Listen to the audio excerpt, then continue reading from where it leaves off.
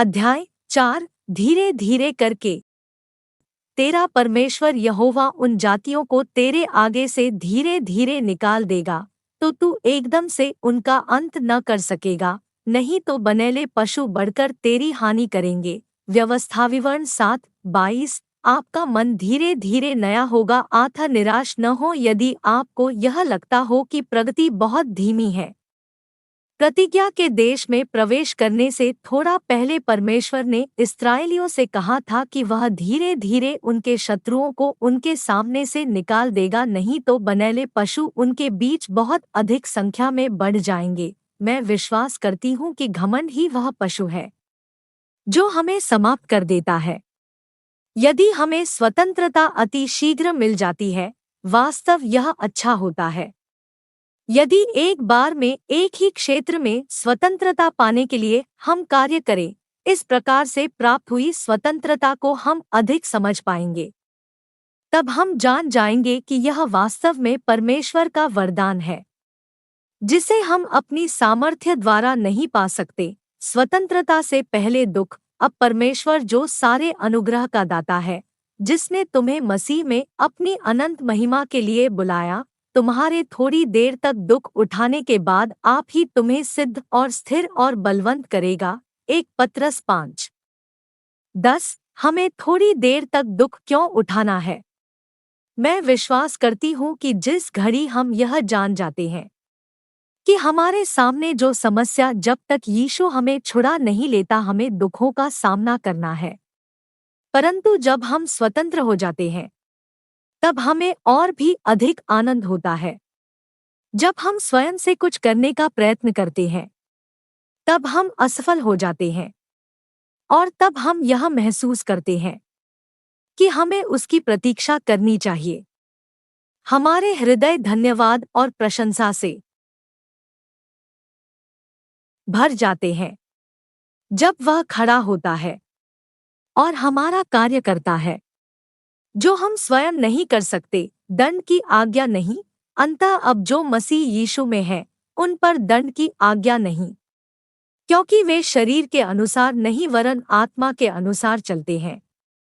Romeo 8:1। जब आप बुरे दिनों से गुजर रहे हों तब आप धिक्कार ग्रहण न करें, शीघ्र उठकर खड़े हो जाए, धूल झाड़े और नए सिरे से फिर आरंभ करें। जब एक छोटा बच्चा चलना सीखता है, वह कई बार गिरता है, फिर उसके बाद वह ठीक तरह से चलना सीख जाता है और आनंदित होता है। हालांकि जब वह गिरता है तो रोता भी है, परंतु एक बात उसकी यह अच्छी है कि वह फिर खड़ा हो जाता है और चलने का फिर प्रयत्न करने लगता है। हमारे मन को नया होने से रोकने के लिए शैतान हर प्रकार का प्रयत्न करेगा। वह यह भली भांति जानता है कि एक बार यदि हम सही विचारों का चयन करना सीख जाएंगे और बुरे विचारों को अस्वीकार कर देंगे, तब हमारे ऊपर से उसका नियंत्रण समाप्त हो जाएगा। वह हमें रोकने के लिए हमें धिक्कारेगा और निरुत्साहित करेगा। जब धिक्कार हमारे सम्मुख आए तब वचन के हथियार का प्रयोग करें। रोमियो 8:1 का उदाहरण दें। शैतान और आप स्वयं को यह याद दिलाएं कि आप शरीर के अनुसार नहीं चलते परंतु आत्मा के अनुसार चलते हैं। शरीर के अनुसार चलने का अर्थ है स्वयं पर भरोसा करना, आत्मा अर्थ है परमेश्वर पर भरोसा रखना। जब आप असफल हो जाएं, जो कि आप होंगे, इसका अर्थ यह नहीं कि आप दुर्बल हो गए। इसका सरल अर्थ यह है कि आप हर चीज सही तरीके से नहीं करते। हम सबको यह सत्य जान लेना चाहिए कि हम में सामर्थ के साथ साथ दुर्बलताएं भी हैं। अपनी दुर्बलताओं में मसीह को शक्तिमान होने दीजिए। अपनी दुर्बलताओं के दिनों में उसे अपनी शक्ति बनने दीजिए। मैं फिर कहती हूँ, धिक्कार ग्रहण न करें। आप संपूर्णतया विजयी होंगे, परंतु इसमें समय लगेगा क्योंकि यह धीरे धीरे ही होगा। निरुत्साहित न हो। हे मेरे प्राण, तू क्यों गिरा जाता है? तू अंदर ही अंदर क्यों व्याकुल है? परमेश्वर पर आशा लगाए रह, क्योंकि मैं उसके दर्शन से उद्धार पाकर फिर उसका धन्यवाद करूंगा। भजन संहिता 42 5. निरुत्साह आशा को नष्ट कर देता है। इसी कारण शैतान सदैव हमें निरुत्साहित करने का प्रयत्न करता है। आशा बिना हम हियाव छोड़ देते हैं, और यह ही शैतान हमसे चाहता है। बाइबल हमें बार बार बताती है कि हमें निरुत्साहित और साहसहीन नहीं होना है। परमेश्वर जानता है कि हम विजयी कभी नहीं हो पाएंगे यदि हम निरुत्साहित हो जाते हैं। अतः वह सदैव हमें उत्साहित करता है।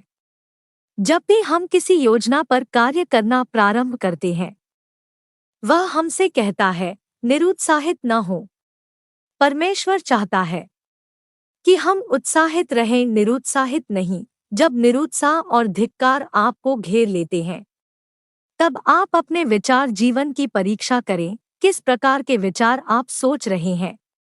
क्या वे ऐसे तो नहीं, मैं यह नहीं कर पाऊंगा, यह अत्यधिक कठिन है, मैं सदैव असफल हो जाता हूँ, सब कुछ वैसा ही रहता है, कुछ भी नहीं बदलता है। मैं निश्चित हूँ कि अन्य लोगों को अपना मन नया करने में इतनी समस्याओं का सामना नहीं करना पड़ता होगा। अच्छा होगा कि मैं यह छोड़ दूं। मैं प्रयत्न करते करते थक गया हूँ, मैं प्रार्थना करता हूँ, परंतु ऐसा प्रतीत होता है कि परमेश्वर मेरी नहीं सुनता। हो सकता है वह मेरे कार्य करने के ढंग से निराश हो गया हो और इसी कारण मेरी प्रार्थनाओं का उत्तर नहीं देता। यदि आपके भी विचार ऐसे ही है, तो कुछ आश्चर्य नहीं कि आप भी निरुत्साहित हो जाएंगे और धिक्कार के अधीन हो जाएंगे। याद रखिए, आप वैसे ही बन जाते हैं जैसा आप सोचते हैं। निरुत्साहित विचार करने से आप निरुत्साहित हो जाएंगे। धिक्कार वाले विचार सोचने से आप धिक्कार के अधीन हो जाएंगे। अपने विचार बदलिए और तब आप स्वतंत्र हो जाएंगे। नकारात्मक ढंग से सोचने के स्थान पर आप इस प्रकार सोचें, हालांकि चीजें बहुत धीमी गति से चल रही है, परंतु परमेश्वर का धन्यवाद हो कि फिर भी मैं प्रगति कर रहा हूँ। मुझे निश्चय है कि मैं सही मार्ग पर हूँ, जो मुझे स्वतंत्रता की ओर ले जाएगा। कल का दिन एक बहुत बुरा दिन था। मैं दिन भर गलत ढंग से विचार करता रहा था। हे पिता, मुझे क्षमा कर और आगे बढ़ते रहने में मेरी सहायता कर। मैंने एक गलती की थी, पर अब मैं यह गलती दोबारा नहीं करूँगा। यह एक नया दिन है। परमेश्वर, तू मुझसे प्रेम करता है, तेरी दया हर सुबह नई होती है। मैं निरुत्साहित होने को अस्वीकार करता हूँ, मैं धिक्कार को भी अस्वीकारता हूँ। पिता, बाइबल कहती है कि तू मुझे मत धिक्कार। तूने यीशु को मेरे स्थान पर मरने के लिए भेजा। मैं ठीक हो जाऊंगा।